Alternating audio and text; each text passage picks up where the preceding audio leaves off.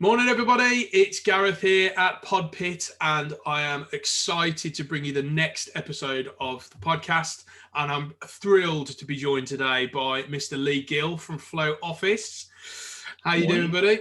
All right, mate, okay. Yeah, very good, very good. Good to see you again. It's been a long time. So Lee's going to be talking to us today about workspaces and workspaces in a post-COVID world. Also, how workspaces are very different now as we're in the pandemic, in the middle of it, and we're going to be discussing like the impact on people's mental health, productivity, and how working from home it's a real sort of mixed match of topics, really. But the reason I brought Lee on is because he is one of the most talented office interior space designers that I've ever come across. He's and I'm not saying that to just thank you, butter you up, mate, but you are very good at what you do, and I'd like to think so. Yeah, no, you are, and you're making big waves with your business Flow as well. So Lee is one of Birmingham's finest businessmen. He is an interior designer extraordinaire and a toilet selfie aficionado. Oh dear. There'll be some people listening that will probably get that joke, and there'll be others that will be sat there thinking, "What the hell's that all that about?" But it was all from one photo of me taking a photo of myself in a toilet because I look really good in the suit, and I thought everybody else does it, so I'll do it, and I got absolutely slated for it. But still, I've left it up. I don't care. That, mate, the lighting was too good to miss, mate, wasn't it?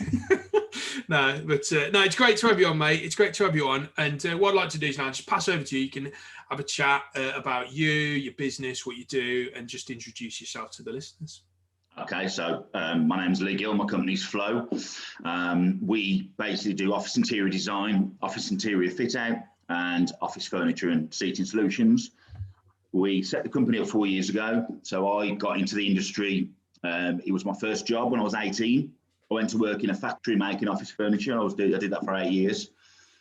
Pretty much learned every department in the factory, got bored, stuck at a desk, and just wanted a bit of fresh air. And a job came up for the same manufacturer on the fitting team. So I was on their fitting team for 4 years, up and down the country doing massive installs. And that was where I got my eye for office design, layouts. Then I went to my last company and I was there 10 years. I was their furniture and their design manager. But over the years, I've been approached by companies that wanted interiors as well, which is something we didn't do. I was outsourcing that to a guy that I met through a business, a guy called Spencer Turner, who owns a company called Approved Shop Fitting Interiors. Yeah. I started giving him work, he started giving me work, so we were predominantly doing the design for the projects, specifying all the products. He was costing up all the fit outside of it, and I was costing the furniture side and the design element. Bit of a power team there. Yeah, it grew over the years. We worked together for several, half a dozen years doing that. And then we decided we were missing a trick and we should be setting up a specific office interior fit out furniture company. Yeah. So we set up Flow in January 2017. And yeah, it's been just started our 5th year. So and Flow, pardon the pun, Flow has flown. We've just grown year on year. There's a market out there for what we do. We're good at what we do. We've never lost a customer, and we've never left a customer that isn't 100% happy. Because it's the tiny little details at the end that sometimes get overlooked that people don't forget. Absolutely. So we make sure that there's none of that. So we specialise in any office interior design fit out. We generally look at projects with 20 office staff upwards to 1,000 plus.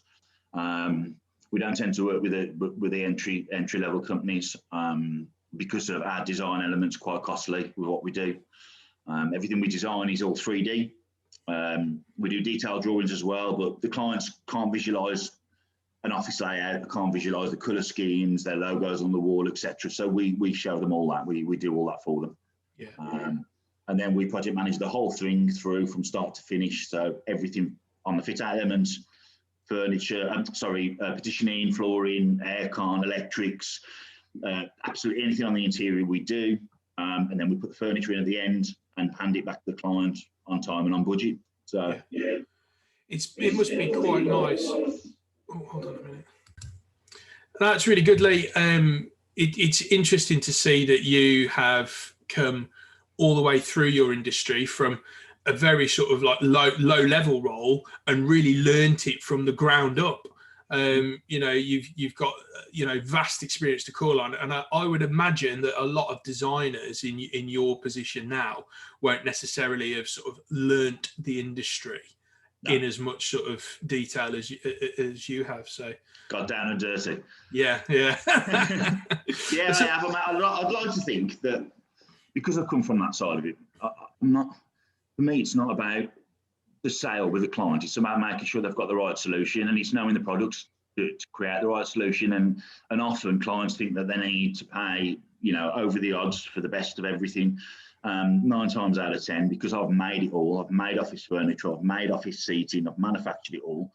You're paying for a name a lot of the time. You're literally paying for the name. There's no difference. You get same warranties from more local companies.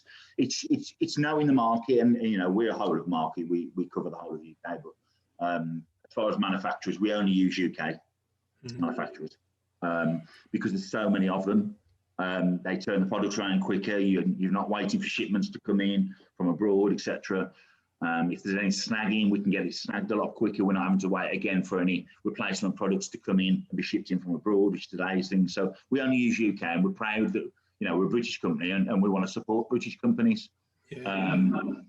So yeah, in being in the industry so many years, I look at what the client needs more so than what they want or what they think they want, and we tailor it to whatever their budget is.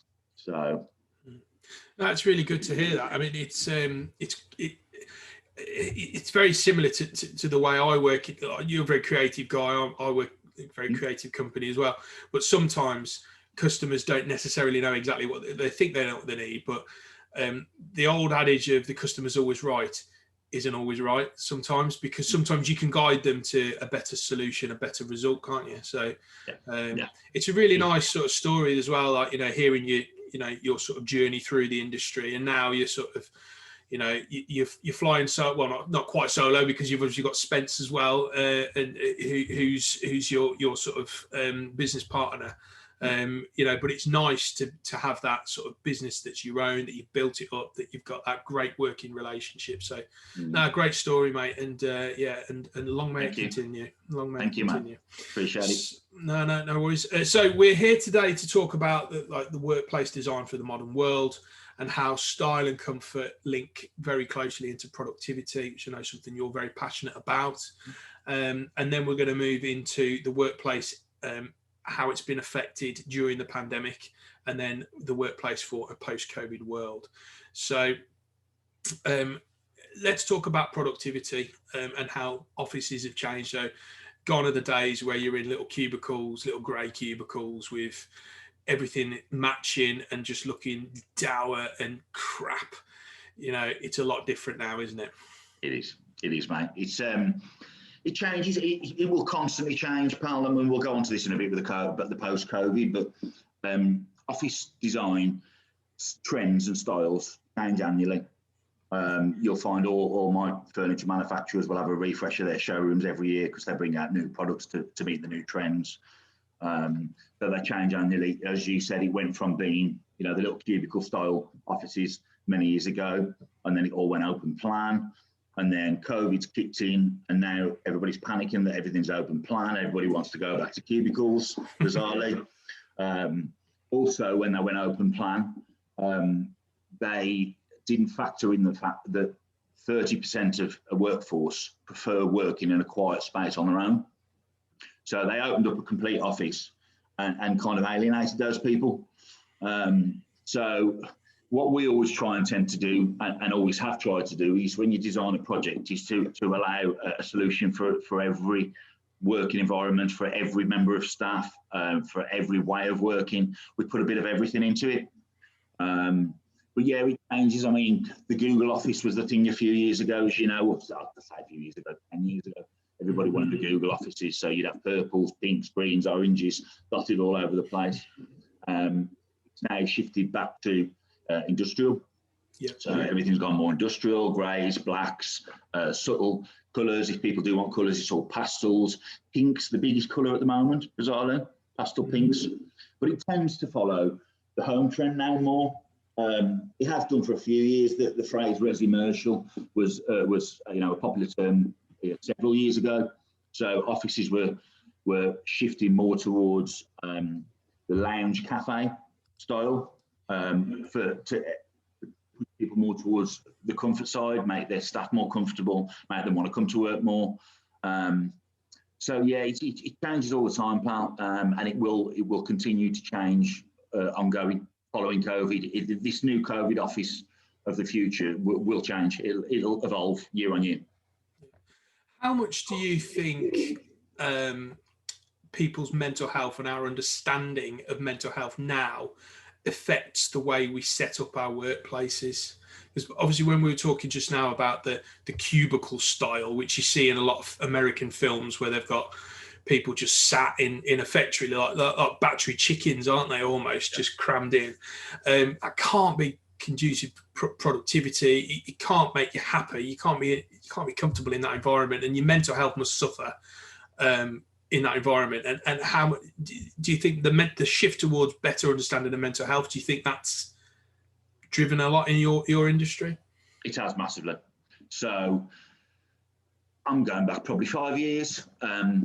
Time was the number one contributor for absenteeism.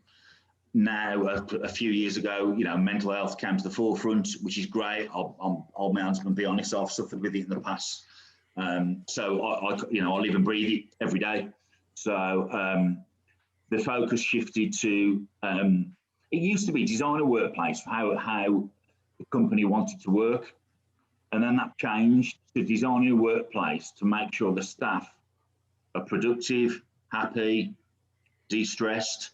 So it's more about the people working within the company as opposed to the fabric of the building or the office itself. Mm-hmm. People realise that the staff are the most important part of any business. I mean, they equate to about 70% of the majority of companies' overheads are staff wages. Mm-hmm. So companies started to wake up to this a few years ago and realise, we've really started to look after our staff, and also recruit the millennials, Generation Z, etc. It's getting so competitive and so fierce that companies want to attract the best candidates. But to do so, they've got to be seen to, one, have a space that the staff want to turn up and work in. Two, they want to be inspired. And three, they want to feel comfortable, relaxed, and not stressed when they're at work. Because we all get stressed at work. An increase into the office design over the last couple of years. We get, on most of our projects now, we get requests for a quiet room.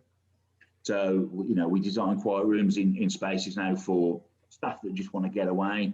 Have 20 minutes away from the desk. They might have had a difficult phone call or a different problem with the client. You just want 20 minutes yourself. The companies are actively encouraging the staff to go out and go in these rooms and sit just quietly for 20 minutes, gather your thoughts. But the rooms can also double as prayer rooms for people with religious beliefs. So we're finding it more and more. We're also finding that companies are engaging with external bodies of like meditation companies, people who can offer counselling to the staff. We're finding it a lot more now. You've got companies that go in and do massages for staff, de-stress them during the working day. People's diets has become a lot more important. So cafeterias at companies are becoming a lot more healthier. Staff are encouraged to, go out and about, exercise more. There's companies out there that literally engage with the blue chips and they'll employ them, and they'll put their staff on, fitness programs, diet programs, because at the end of the day, a healthy staff is productive staff. That's where I was getting to. It's massive, mate. It's massive, and I know that more than anybody. So. Yeah, I think that's where I was sort of like going to with this, because I think the happier your staff are, the the more likely they are to be turning up motivated. You're going to get much more productivity from them. The workplace is ever changing, as you say. But I think from where we are now as to where we were like 20, 30 years ago, you know, absolutely. It's leagues ahead, isn't it? Leagues ahead. Yeah, light years. I think another element of that that's like the biggest design element of any office at the moment is obviously biophilic design, bringing nature outdoors in. Because people resonate with being one with nature. It just naturally calms you down, whether it's water, whether it's wind, fresh air, greenery. Avoid fire. Avoid fire. Or smoke, because it makes clothes smell. But yeah, so those elements have crept in and then exploded into the office interiors over the last couple of years, which is great. But to be honest, I love biophilic design. There's nothing better than putting plants and wood, concrete. We've got a supplier that even do wallpaper that's rust. It's actually rust wallpaper. It comes on a roll, but it is real rust. And it's just elements of the outdoors, bringing the outdoors in. And again, things like that really help to relax the staff, as does lighting. Lighting is becoming a lot more important. Natural daylight's, ideal for offices. When you're designing an office and they've got windows, we'll always try and put, the bulk or the majority of the staff near the windows, so they've got the natural daylight. You put the meeting rooms in the dark corners type thing. Where you haven't got natural light, which a lot of offices haven't, we can replicate it. So LEDs of all forms. One, they're not only practical. Obviously, the lighting's a lot better. Two, they're really stylish and design led. And then the third thing is you can even create the skyline with ceiling tiles, with whatever you want imprinted on the ceiling tiles. We can recreate a forest or the sky within an office if that's what a customer so wants. So there's ways and means around it. And ventilation. Ventilation's a big thing in offices. Regulating temperature in new buildings, buildings now are very much designed around being able to temperature control any one small area, because you'll always get staff that are hot. It's the old argument in the office, isn't it? Margaret over there is red hot, and Fred over there is freezing cold. So one wants the window out, the other one doesn't, and where'd you go with it? So being able to regulate the temperature in different zones within an office eradicates that. So there's many factors that can improve people's well-being in the office. It has to start from within, because you have to look after yourself. But there's things that we can do to make the office working. I mean, we spend, the majority of our lives at work, or a third of our lives at work. So it needs to be as comfortable as possible, as palatable as possible is a good word. So a lot of people do go to work because they've got to. We try and make it so they want to go to work because they want to. Yeah. No, I get that. That's good. No, it's a great story. I love listening to you speak about what you do, because you're so passionate about it, and it's great to hear. So thanks for sharing that. So now we're getting towards the area where I really want to sort of drill into your sort of knowledge here. So how do you feel workplaces were, obviously a lot of workplaces are empty at the minute. We're all in lockdown. We're all working from home. So how do you think people are adjusting to working from home? And how do you feel the workplace will change in a post-pandemic world? Right. So the first question, I think everybody found it difficult. I think at the start it was a novelty. I'm basing this on not just statistics, but my own experience. At the start, everybody loved Zoom. It was great. If we're all honest, we're all probably a little bit tired of Zoom now. I think the people it's affected the most are the 18 to 30-year-olds. We all used to love an 18 to 30s, but not when you're working at home on your own. A lot of them live on their own. Some of them in little one-bed apartments. If you're in a city, more than likely you're in a little one-bed apartment on your own. You haven't got a correct workspace to work at. You're working off a laptop on your lap, or you're sitting on your bed to work. Now, it's not productive at all. It's not good for your posture. It's not good for your mental health. So I think a lot of people have really, really struggled, especially, I think we'd all put a little bit of a maybe 3-month window on the pandemic, and the fact it's dragged out to now a year, and we're in a third lockdown. People are fed up now. They just want out of it. So it has massively affected. The positive side that we found, the blue chip companies for years have been trialing home working, and a couple of years before the pandemic, we had started redesigning offices and working with the blue chips that were allowing some of their staff to work from home, because all the studies show that the majority of their staff were as productive working from home. Yeah, but that was a couple of days a week. To be thrust into it, 24/7, 5 days a week, has been a massive thing for most people, and it has massively affected everybody. And I think going into it, there was a lot of SMEs that would have liked to have trialled it, but I think the cost, or what they thought the cost of implementing home working would have been, and how difficult it would have been, they all shied away from it. When it was thrust upon everybody, it was rapid. You had to respond. All the companies had to respond. They had to get the tech out to the companies. They had to get the mobile phones out, the laptops, etc. The bigger blue chips were providing, your home office workspace for the staff as well. But the smaller companies can't afford that. But at least they could make sure their staff could work from home. And it was thrust upon them, and it's worked. We'll never go back to the office the way it was before. It will always, I think, now be that every company will implement the option for staff to work from home. Some will set the days, some will, allow the staff to choose. But the general consensus, I think, moving forward will be that staff will spend 3 days in the office and 2 days at home. Yeah. But yeah, it's been a struggle, mate, because most people just aren't set up to work at home. They haven't got the tech to do it.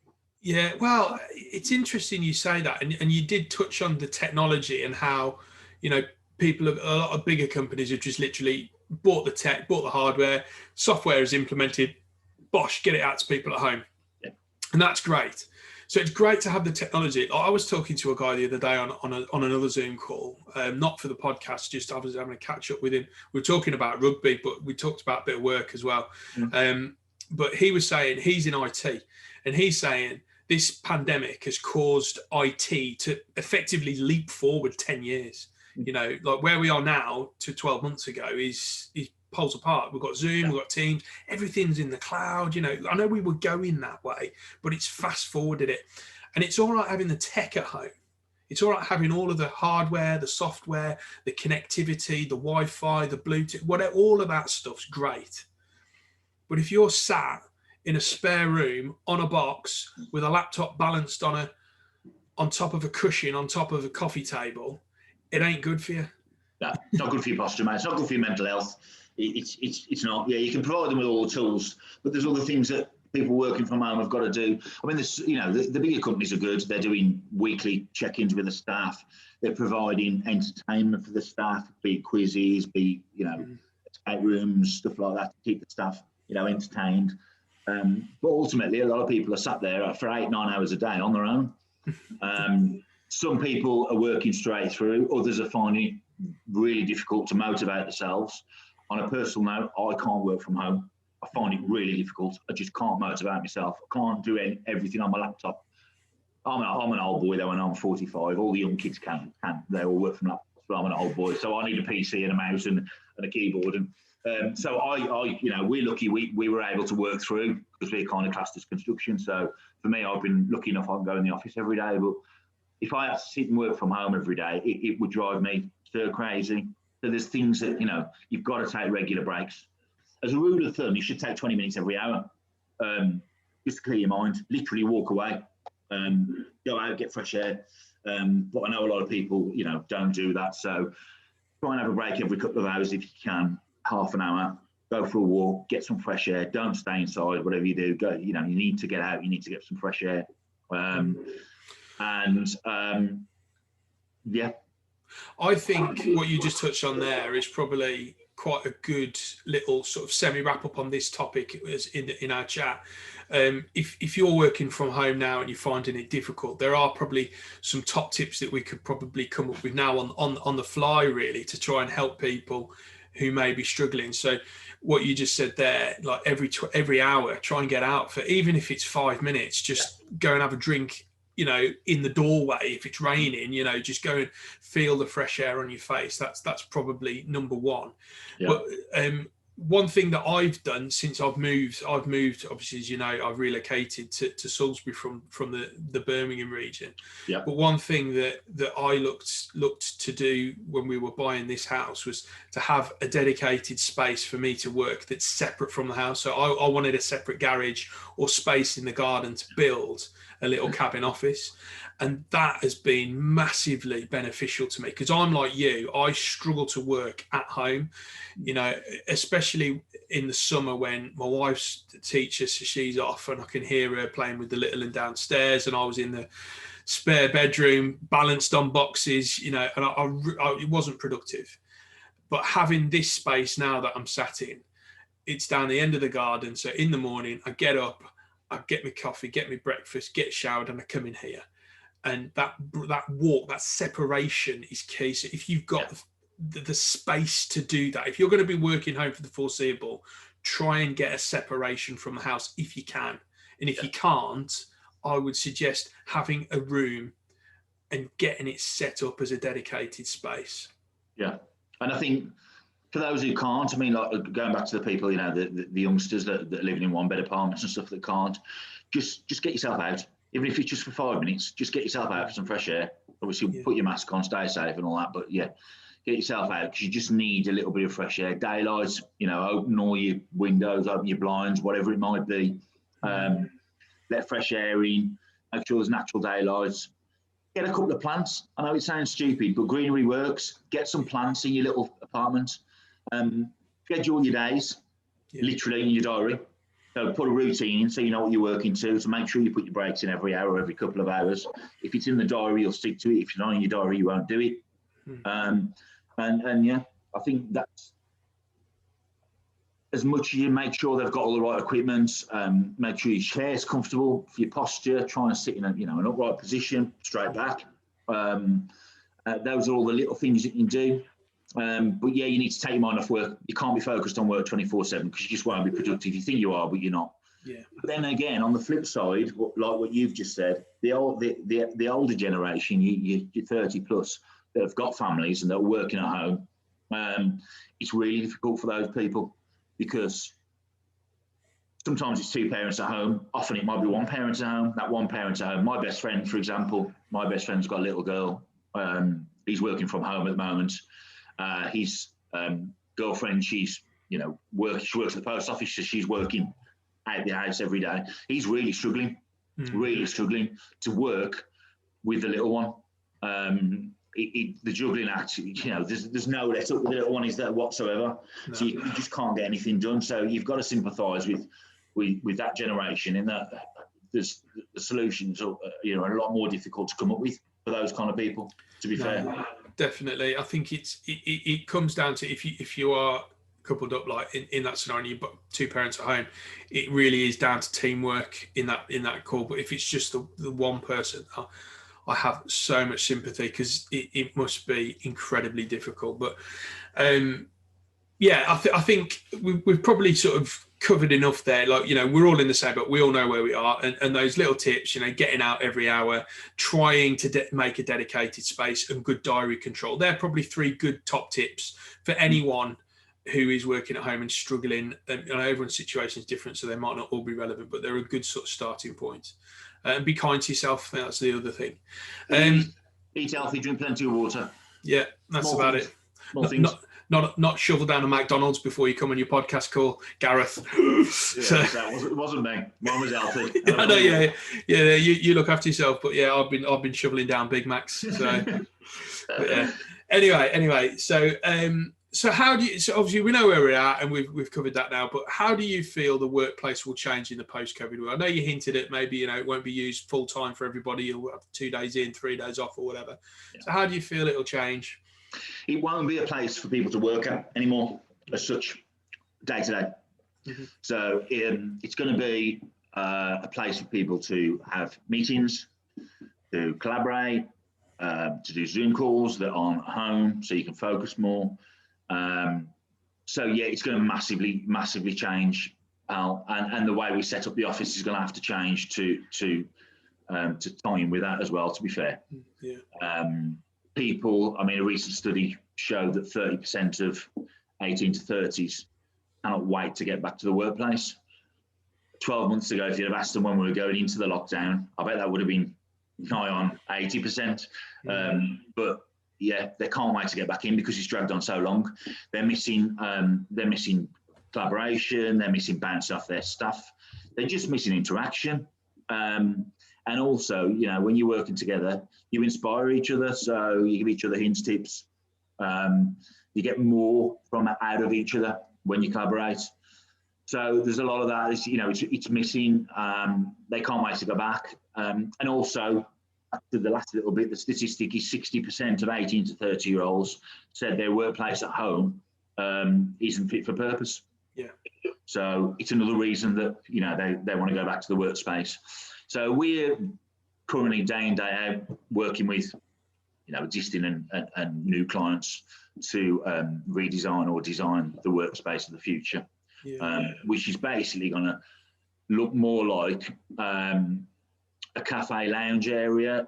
Instead of having rows and rows of desks, you'll find back to the modular, boxy. You'll find a lot more people are working in individual work pods now. Everything will be set up with tech. It's going to be so tech savvy, the office of the future, mate. So tech savvy. It's got to literally have everything that a member of staff is doing at home with their phone, their laptop, whatever it might be. They'll be able to literally come in, and every single space within that office will be geared up for them to just plug and play wherever they want to drop. But the new style is we've got to make the office feel more comfortable at home. We were doing it before with Resimercial, but more and more now, so that people have got used to working at home. There's got to be a lot more elements of that within the office. So lounge areas are going to be, you know, they're going to expand lounge areas. The traditional style boardroom, you'll still probably have the boardroom, albeit it won't be as large. Majority of board meetings are you know, less than 6 people. So you'll find a lot more smaller meeting rooms which can double up as Zoom rooms. Again, everything will be kitted out with tech. You'll find, so 30% of meeting rooms that are booked aren't actually used. So we're implementing now a lot more the tablet booking systems outside each of the meeting rooms, and it's all, you know, done on a centralised computer system. So if you can't make a meeting, you can instantly change it, free up the room, and the tech's got to be as good in the work as it is at home and vice versa. It's all got to be seamless linked. So when people are working from home and working, you can just literally plug in and carry on as you were. So the IT side of it's, you know, going to have to be massively ramped up to accommodate that, to be fair. You see a lot more connectivity points, a lot of hotspots, Wi-Fi points. Everywhere, you know, wireless charging, everything, every single area that can be worked at, and every space should be able to be worked at within an office space. You should be able to work on a sofa. You should be able to have a laptop stand there. You should have within the sofa or near the sofa. We can put power and smart charge into the sofa.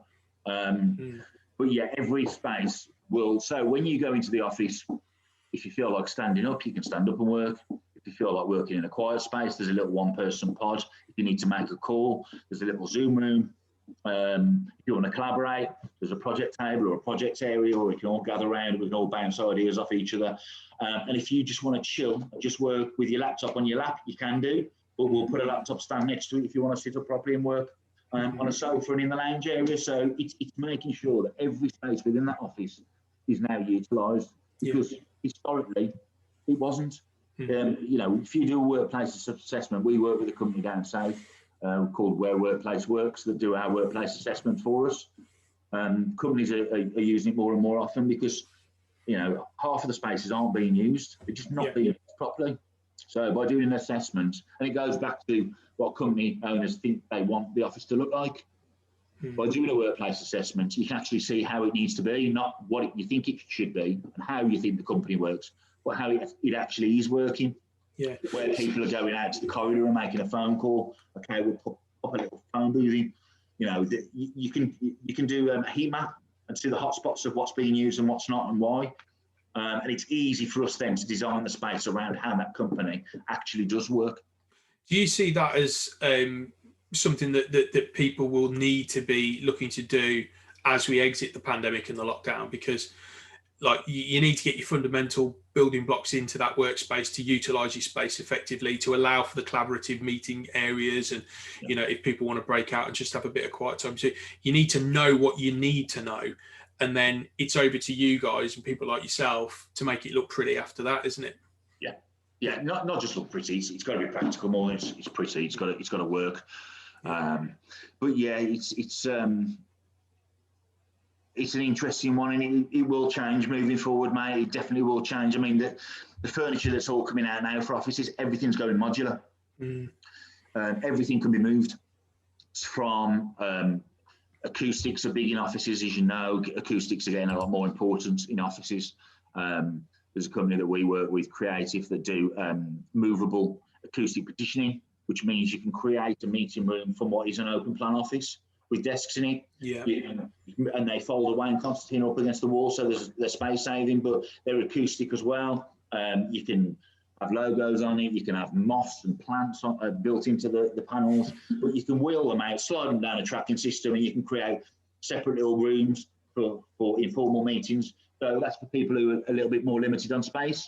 You can create, you know, multifunctional spaces within one little area, even down to armchairs. The little one-person booths I was talking to you about, they're all going mobile, mate. Everybody's putting them on casters.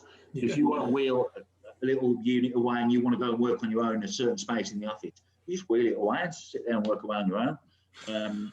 Nothing's set in stone in the actual office layout anymore. Everything will become modular and adaptable. You can create new spaces, move stuff around. Traditionally, companies spent a fortune on an office layout and a design, implemented it all, and you're stuck with it because nothing moves. It's all fixed and stuck. So by making everything modular, you can constantly change and revamp your office without having to spend the money on doing it, or just moving things around. Like you kind of do at home. You tend to move your living room around or your bedroom around a couple of times because people like change. Where do you see the future of like serviced offices? How do you see the impact of this pandemic on those sort of shared, you know, where you get like a central reception area and a boardroom that you can book out, but everyone's got their own little lockable offices in, you know, over a couple of floors? Where do you think they're going to end up? It's a tricky one to manage. There's always going to be a need for it. There's always going to be companies out there that's a perfect solution for them. You know, your WeWorks of the world, your Spaces of the world. There's always going to be the need for it. Funnily enough, a lot of the offices we're designing as of this year, people are kind of following their model, but within their own company space. But with that, you know all your staff, you can control your own staff. With a WeWork, for example, whereby it's you know a hub of many different companies, which back to the old days, several years ago, WeWork was so successful because having many companies within one building space, people talk, people tend to collaborate who are not from the same company, and people do give each other ideas and inspire, and it really, really helps your productivity. Moving forward, I think it's a tricky one because how do you, with some, you know, such as a pandemic, there was a big emphasis put on company owners at the very start of the pandemic to make their office safe so people didn't catch COVID in the office. And it was all about companies implementing COVID screens, moving desks 2 meters apart, which for the smaller companies that can't, you know, implement all the changes I was talking about earlier about redesigning the office, a lot of companies can't afford that. So those are the easy things you can do. You put your COVID screens in, make sure there's hand sanitizing stations everywhere, move your desks as far apart as you can, or if you've got banks of desks, use every other desk and take the chair and the computer or the monitor or whatever it is off the spare desks to make sure people aren't sitting on them. And then get staff to work on sporadic days. So schedule the working day so you've only got 30% of the workforce in at any one time. And again, with breaks, make sure you give people set times for breaks to spread it out so people aren't mingling within a cafeteria area. How that's going to impact the WeWorks, if I'm honest, I don't know yet. It's going to be interesting to see what pans out. Yeah. I'm already hearing about people that are in collaboration spaces like that that are moving out. But I think there was a market for them. We'll learn to live with COVID like we do with everything else. It's never going to go away. It'll just become manageable. So I think once that happens, they are great spaces to work in, and I don't see why they can't work. Yes, I think there's things these companies can do. You can temperature check on the way in. You can do facial, your facial heat recognition for your face. You can have, I don't know if you've seen the spray booths where you walk in and it sprays you completely. And also you can have office spaces whereby you can have infrared systems put in that. And the bigger WeWorks can afford it, whereby at the end of the day, the end of the night, it kicks in the infrared and it kills all the bacteria in the space ready for the following day. I think these are all small things that they'll have to implement, or quite large costly things that they'll have to implement, I think, to keep an office space, an agile office space, as popular as it is now. I think they're going to have to put those safety measures in place with so many different companies. But you've got to rely on, back to the onus being on the company owner to make the workspace safe. What you can't control is what people are doing outside of work. You can't control transport into work. Most people use, well, not most, but a lot of people, especially in cities, they use public transport. You've got to trust that person's wearing a mask, they're wearing gloves, they're hand sanitizing. You've got to trust that they're not breaking the social distancing rules. These are all, there's far more onus on the member of staff than there is on the company owner or the building owner to stay safe. We've all got to work on it. We've got to do it. There was a lot of emphasis put on companies, when they brought the furlough scheme in. It's like, right, shut your doors. We're going to furlough all your staff. But you've got to do this. You've got to make your workplace safe. And there was a lot of pressure on people to do that. But as we've lived through this, I think it's all become, to me at least, it's become painstakingly apparent that we are all here being asked to use our common sense and do the sensible things. Because if we all do that and follow the guidelines and do what we're supposed to be doing, masks, sanitize, wash your hands, stay apart, we should be all right and we'll be through it quicker. But I think you are right that those sort of serviced office co-working environments, they'll be used very differently in the future. I think you're going to see shorter leases. I think nobody's going to want to sign up for 12 months. They might want to do 6 at most, or they might just want to do rolling contracts. And how that affects the design and of those sorts of workspaces, I think, as you were saying, they become a lot more fluid, a lot more flexible, a lot more modular. So if you want it for 6 months, you've got it. You can partition it off, and it's all right. This bit's mine now. And that's it until I need to move on or something changes. So, I mean, the way they've always attracted people is you can literally pay a rental for a hot desk and go in and drop and work. As in, I think that's going to take a bit of a hit, to be honest, because who's going to just want to walk into a random premises, wherever it might be in the country, and drop on a desk that you don't know who's been working on it before, etc. But like you say, most of these buildings have got offices built within them, 2-person, 4-person, 6-person, up to, larger scale. I think you might see a little bit less communal areas, a little bit more. But saying that, I'm going back to, it benefits us all to collaborate. I'm a massive fan of communal areas, and we will get on top of this COVID. It won't never become a thing of the past. We'll never forget it, to be fair, but it's something we'll learn to live with day by day. So I still think there's a massive need for the WeWorks of the world, your agile workspaces. I just think in the short term, we've just got to be very, very careful. If we do what we're supposed to do, there's no issue. Yeah. That we're not is what's causing the issues. Yeah. People aren't into the rules. Yeah. So, exciting, interesting times, I think, ahead for the next few months, because we are coming to the end of it. I think we are right at the very end of this pandemic, and the vaccine rollout, the numbers are looking exceptionally good in this country, so that's good. And hopefully we can get back to some office space and start working properly. albeit in the new normal, very soon. So, okay, so we earlier on we did top 3 tips for working at home. Have you got any top tips for like looking ahead for post-COVID workspaces? Is there anything that you think people need to be thinking about now to stand them in good stead then? I'd say, well, a few simple things. We've always touched on a couple. If you can't afford to move your office around and change everything and buy new furniture or change the layout or whatever, the small things that you can do, like I've said, every other desk, put hand sanitizers in, schedule your staff to only work at 30%, so rotate them week on week, stagger breaks, try and encourage people to where they get come in and out of work. I think what a lot of companies are doing now, mate, is they're, instead of having the one big head office now, what they're generally rolling out is little rural hubs, as opposed to the big office in the city now. They're spreading out.